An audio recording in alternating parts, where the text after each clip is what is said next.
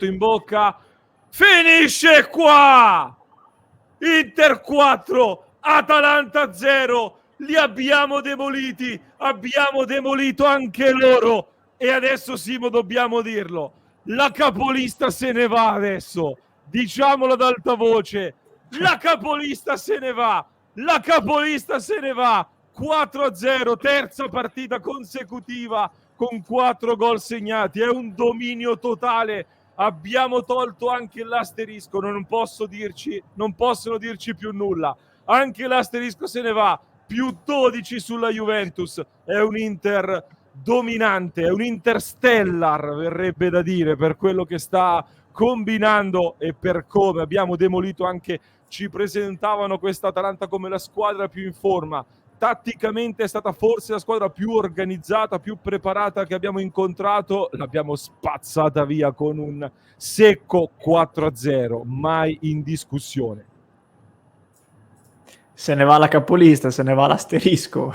Qui continuiamo a battere record su record. È un periodo in cui l'Inter... Se ne vanno i gufi. Gufi tutti. È un periodo in cui l'Inter non riesce proprio fisicamente a fare meno di 4 gol. Non ce la fa. Anche se ci prova, non ce la fa. Sono 4 partite di fila che ne fa 4 oggi, addirittura all'Atalanta, che io a memoria ricordarmi partite in cui vai a scherzare all'Atalanta così ne ricordo pochissime, soprattutto negli ultimi anni.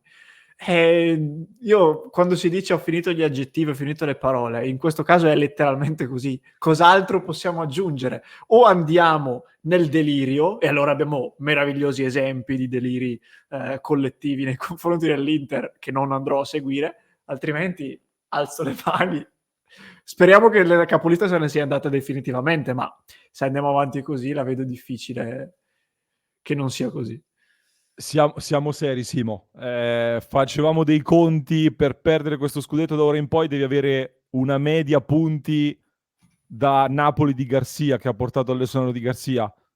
Può succedere di tutto, assolutamente, ma verosimilmente parlando, quest'Inter è veramente, veramente troppa roba. È uno sport a parte rispetto a questa Serie A, ma lo è grazie al lavoro che ha fatto per arrivare a questo punto e grazie a un Inter che è stata costruita tassello dopo tassello per arrivare fino a questo stile di gioco, a questa incontrastata potenza che non ha rivali in questo momento. Una vittoria che, Simo, andiamo a vedere anche su SportX Market, il nostro gioco gratuito che vi ricordiamo non si paga nulla, non si spende nulla, ma si vincono premi reali ogni mese. Noi abbiamo anche un bel portafoglio con le fantazioni di diverse squadre, tra cui quelle dell'Inter. Come cambiano, Simo, le quotazioni dell'Inter con questo risultato? Ma ormai commentiamo solo vittorie, quindi vittorie anche oggi più 5,4% ancora per l'Inter, e ti segnalo anche, tra le altre cose, che sul mercato ho visto che ci sono alcune fantazioni del PSG ad una buona quota. Non so, se vogliamo provare a prenderle. Compriamolo un po', così cerchiamo di scalare un po' la classifica. Qui siamo sul mercato, quindi possiamo comprare, eccoci qua, le fantazioni anche del PSG.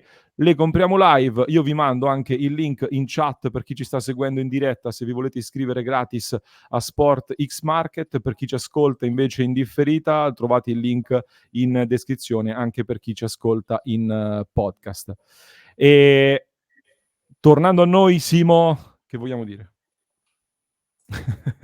Non lo so, cioè, mi verrebbe da dire ancora che non è non l'ennesima, però abbiamo già visto altre partite che cominciano in un modo, ti fanno magari temere che diventino spigolose, complicate, da vincere sudando, però le avversarie dell'Inter durano veramente come neve al sole in questo periodo. L'Atalanta, hai detto bene, per chi non ha visto la gara non se lo immagina, ma i primi 10-15 minuti aveva approcciato molto bene, pressava alta, ritornava con precisione, addirittura aveva trovato un gol che poi giustamente è stato annullato, ma io dicevo nell'intervallo, se non ci fosse stato quel dettaglio lì di quel tocco di mano o comunque quel contrasto, fanno gol, cambia tutta la partita. Il calcio è anche questo.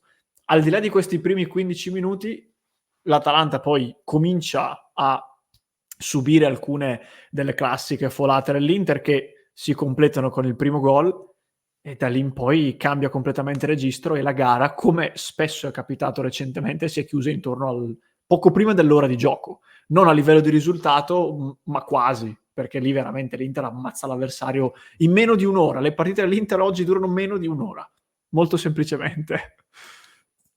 Io, Simo, è oggettivo, non ho davvero mai visto un Inter così dominante, rapportandolo anche a quello che è il livello di questo campionato, perché oggi si affrontava la quarta difesa di questo campionato, squadra che adesso andrà a giocare anche gli ottavi di finale di Europa League con l'obiettivo di far bene in questa Europa League, e li abbiamo spazzati via così con la formazione tipo loro sostanzialmente, perché a parte De Ron hanno scelto Pasalic, non mi sembra comunque tutt'altro che un rincalzo. È un Inter che domina, ma non lo fa, cioè i paragoni ormai, o almeno per le Inter che ho visto io, possono essere l'Inter della Coppa UEFA 98, l'Inter di Mancini, l'Inter di Mourinho. Siamo a questi paragoni che posso fare io, e sono Inter che vincevano, soprattutto Mancini e Mourinho, che stravincevano, ma in un altro modo, con un dominio anche di forza, ma anche di giocatori che erano molto più forti degli avversari.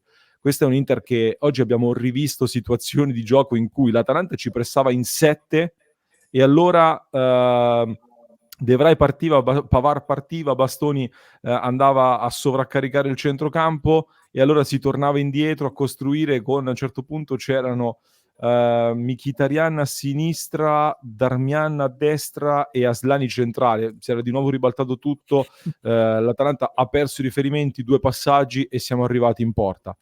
È un qualcosa di incredibile, di devastante, che in tanti fanno veramente fatica a riconoscerci, ma noi lo ribadiamo e lo ribadiremo sempre. Ribadisco un concetto che ho espresso qualche settimana fa: l'unico problema di questa stagione è che presto finirà, e, e stiamo vedendo qualcosa di talmente bello che sarà anche difficile poi replicarlo, anche se c'è poi tanto, si sta costruendo anche in vista della prossima stagione, per cui c'è tanto per cui essere assolutamente fiduciosi.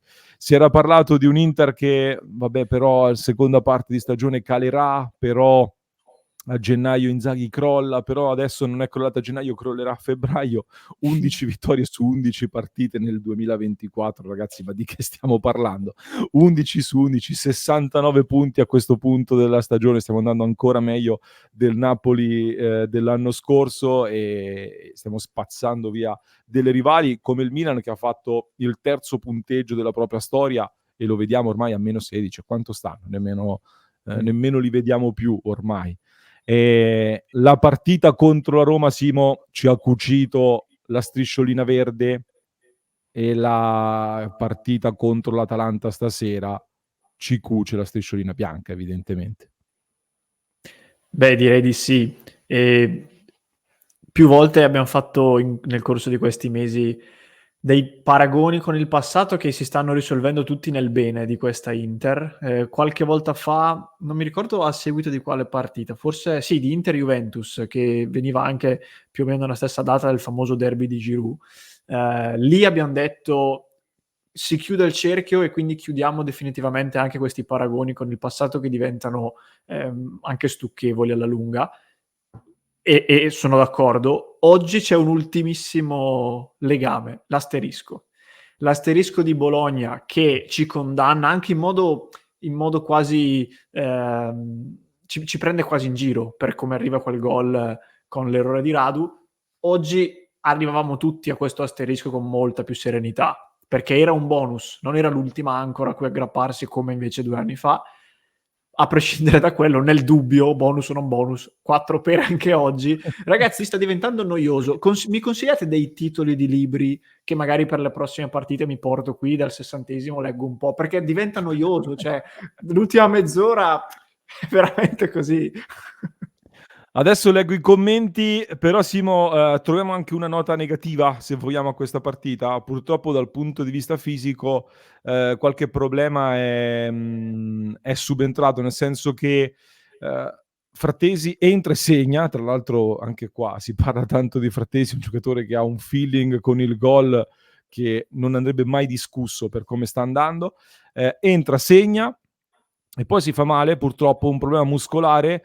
Bastoni era diffidato, è stato ammonito, quindi salterà la partita col Genoa. Ci troveremo lunedì ad affrontare il Genoa nella situazione di emergenza massima che abbiamo toccato in questa stagione, probabilmente, perché Bastoni squalificato, Frattesi non ci sarà sicuramente, con ogni probabilità fuori anche Çalhanoğlu, Acerbi e Thuram, e quindi andiamo ad affrontare il Genoa con qualche difficoltà. Genoa che tra l'altro è stato l'ultimo pareggio dell'Inter a fine 2023, squadra che si difende molto bene con grande ordine, sta subentrando qualche problemino fisico, per me non è ancora un qualcosa di allarmante, nel senso che comunque anche Frattesi, cioè non è un giocatore che è stato sollecitato clamorosamente, quindi è un problema di rotazioni questo. Sono problemi che secondo me possono capitare. Fortunatamente però già col Bologna nella partita successiva dovrebbero rientrare quasi tutti.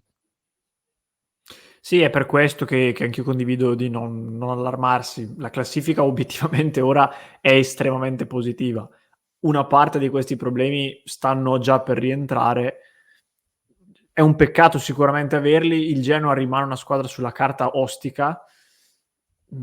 Io mi aspetto che prima o poi l'Inter faccia un pareggio, nel senso che non andremo fino a maggio a suon di vittoria, praticamente impossibile. Fin quando però questa serie di vittorie continua e quindi rimandiamo sempre più in là questo bonus che eventualmente ti puoi giocare, siamo tranquilli. Dovesse essere col Genoa, va bene. L'importante è a questo punto diventa davvero la gara con l'Atletico, perché quella lì è la prima delle prossime gare che è a tutti gli effetti decisiva. Le altre, per come è oggi la classifica, sono piccoli gradini che devi cercare di fare per arrivare al risultato. Poi non so, perché io mi ricordo un mese, era circa un mese fa, un mese e una settimana, c'era un giornale che con la foto di Vlahovic scriveva adesso prendeteci. Non so se li abbiamo presi alla fine, perché io mi giro intorno, dietro non vedo nessuno. Forse me li sono persi io, non lo so.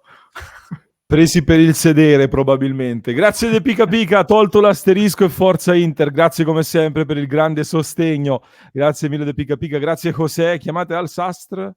Sarebbe il Sarto, mi sa? Penso. Può essere. Non lo so. Grazie José. Intanto, grazie di cuore. Penso sia il Sarto. Immagino il Sarto. Grazie di cuore. Dercucci, grazie mille. Stiamo assistendo alla rinascita della grande Inter, si spinge in alto il nostro Dercucci Cufo, grazie di cuore, grande Franco, il nostro mitico Franco Marelli, grande vittoria, Matteone, Lautaro, Dimas e Frattesi, siamo forti, ma continuiamo a lavorare, forza ragazzi, continuiamo così, grazie davvero. Dico due cose prima di andare in chiusura, Simo, poi a parte faremo le pagelle. I gol giustamente li ha riepilogati anche Franco, Darmian la sblocca, Lautaro Martinez raddoppia con un grandissimo gol. Di Marco segna il terzo sulla respinta da calcio di rigore sbagliato da Lautaro Martinez, sparato da Carnesecchi, e Frattesi poi alla fine su assist di Alexis Sanchez da calcio di punizione. Quindi questi sono i marcatori. Mi è piaciuto molto Darmian, al di là del gol, lo stavo dicendo anche prima che segnasse, mi è piaciuto molto Lautaro Martinez, mi è piaciuto molto anche Bastoni a sinistra, altri un pochino meno, ma oggi sinceramente abbiamo spazzato via un Atalanta per cui i voti per me devono essere tutti molto molto alti. E niente, l'ultima cosa da dire, Simo, ci siamo messi in una condizione anche in cui siamo obbligati a dare il massimo anche in Champions League a questo punto. Ma ci verrà naturale, come ci è venuto naturale l'anno scorso. Siamo un po' nella situazione del Napoli, che l'anno scorso a un certo punto, quando doveva affrontare il Milan, poteva paradossalmente concentrarsi sulla Champions. Poi ha avuto dei problemi, non ce l'ha fatta. L'Inter forse ha qualcosa in più in quest'ottica. Poi ecco, se vogliamo dare un'ultimissima cosa negativa, come scrive qualcuno in chat, Lautaro ha sbagliato un altro rigore. Sì, purtroppo sì, e qui c'è poco da aggiungere. Non c'era Ciala, secondo me, anche guardando i numeri, il rigorista migliore è Arna, però lui è il secondo da gerarchia e quindi l'ha tirato lui. Però deve migliorare, sì. Assolutamente. Sì, purtroppo, cioè, capisco che comunque a quel punto lo possa calciare lui anche per un discorso di marcatori. 102 gol in Serie A, vola 128 marcatori all time nell'Inter, mette nel mirino anche Niers, quindi veramente è stato giusto farlo provare. Secondo me lui può prendersi qualche rischio in più, non andare conservativo. Sei in una posizione perfetta, sei in vantaggio tranquillo, spara un rigore imparabile, provaci. Invece è andato un pochino conservativo e lui quando ragiona perde un po', deve andare di puro istinto probabilmente, è così. Va bene, la chiudiamo qua. Lasceremo gli altri parlare degli arbitri. Anche stasera ho trovato tutte scelte corrette, se non qualche ammonizione in più che poteva essere estratta per l'Atalanta, che come sempre picchiano come dei fabbri, e quindi mi aspettavo qualche ammonizione in più. Vi aspettiamo su passioninter.club, mi raccomando, per interagire con noi, per sostenere il nostro progetto, www.passioninter.club, e a parte troverete come sempre le pagelle.